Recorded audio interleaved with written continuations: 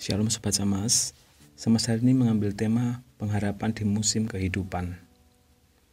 Ada yang mengatakan bahwa hidup adalah perjalanan waktu dalam menempuh pergantian musim demi musim. Kita pun juga sama ya. Kita sudah melalui berbagai musim kehidupan.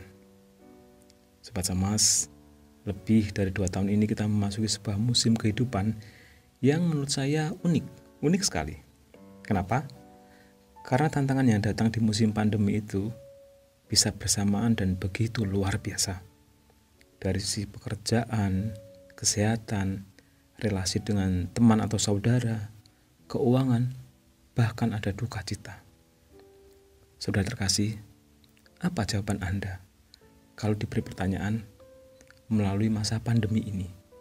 Apa pesan Tuhan kepada Anda? Atau Tuhan mengajar apa kepada Anda? Mari kita berdoa. Bapa yang baik, sungguh kami bersyukur lengan kuat-Mu senantiasa menopang kehidupan kami. Kami bersyukur untuk firman-Mu yang menghidupkan kami dan senantiasa memberi kami pengharapan. Berkati kami ya Tuhan dalam perenungan firman-Mu. Amin. Hari ini kita akan bersama merenungkan 1 Petrus 1 ayat 3-9 dengan judul perikop pengharapan, iman, dan kasih. Namun fokus perenungan kita di ayat 3 dan 6. Kita baca bersama 1 Petrus 1 ayat 3. Terpujilah Allah dan Bapa Tuhan kita Yesus Kristus, yang karena rahmat-Nya yang besar telah melahirkan kita kembali oleh kebangkitan Yesus Kristus dari antara orang mati, kepada suatu hidup yang penuh pengharapan. Ayat 6. Bergembiralah akan hal itu, sekalipun sekarang ini kamu seketika harus berduka cita oleh berbagai-bagai pencobaan. Sobat Samas, jika kita bicara tentang musim kehidupan, tidak terlalu jauh dengan sebutan musim yang ada, seperti musim tanam, musim menumbuhkan, musim menuai, ada musim hujan dan kemarau, dan di negara-negara subtropis ada musim dingin, semi, panas, gugur. Seperti halnya musim-musim ini, kehidupan pun juga ada musimnya. Musim adalah sesuatu yang datang dari luar dan kita tidak bisa mengaturnya. Terus, bagaimana sikap kita menghadapi musim kehidupan ini? Mari sejenak kita menengok musim yang dihadapi oleh bangsa Israel. Umat Israel melewati berbagai musim yang ada tidak secara mudah. Pada mulanya mereka menikmati privilege di Mesir selama pemerintahan Yusuf. Segala kebutuhan mereka sangat terjamin sampai kemudian keadaan berubah drastis. Musim yang baru pun tiba dan musim itu membawa Israel ke dalam perbudakan. Di tengah penderitaan itu datanglah secerca harapan akan kebebasan. Mereka pun melangkah keluar dari Mesir menuju tanah perjanjian.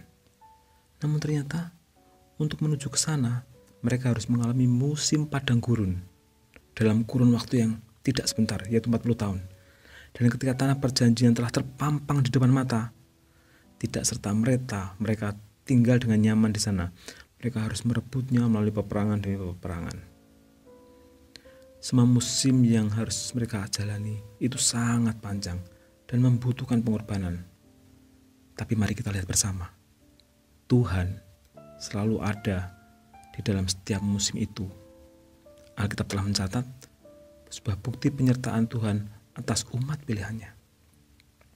Sobat Samas, kita pun juga telah melewati musim-musim kehidupan dan akan melewati lagi musim-musim itu.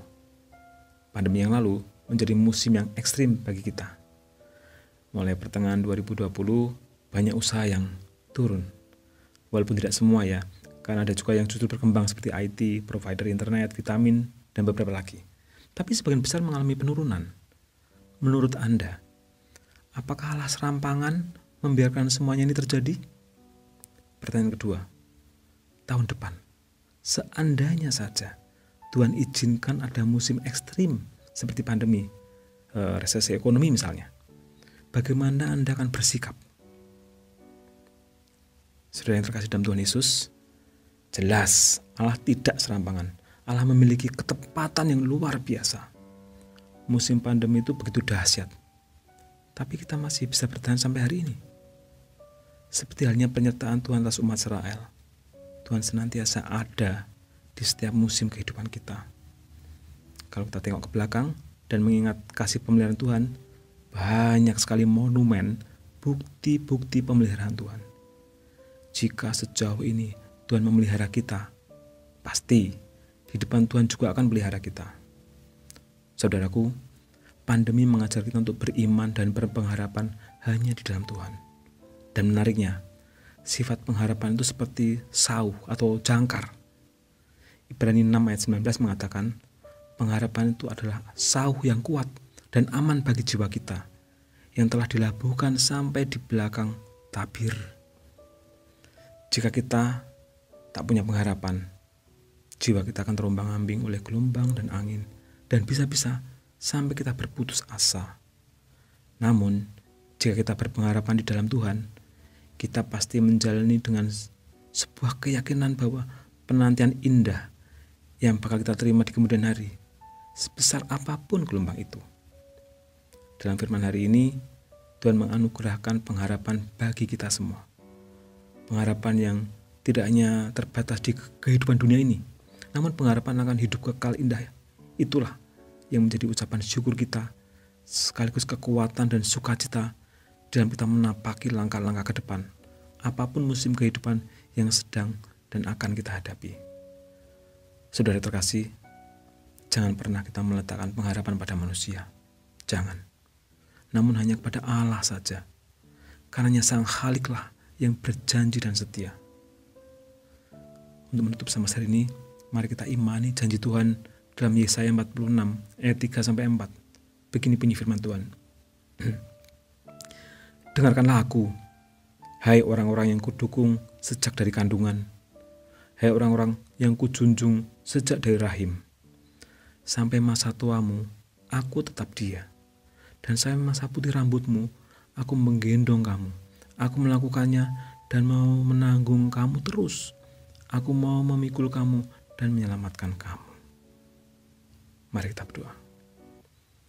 Bapa yang Maha Baik, terima kasih untuk janji yang manis bahwa Kau tak akan pernah lupakan kami. Tak terombang-ambing lagi jiwa dan harapan kami. Dan biarlah pengharapan kami kuat kepadamu. Seperti jangkar yang kuat, beriman penuh padamu. Terpujilah Tuhan, namamu kekal selama-lamanya. Amin.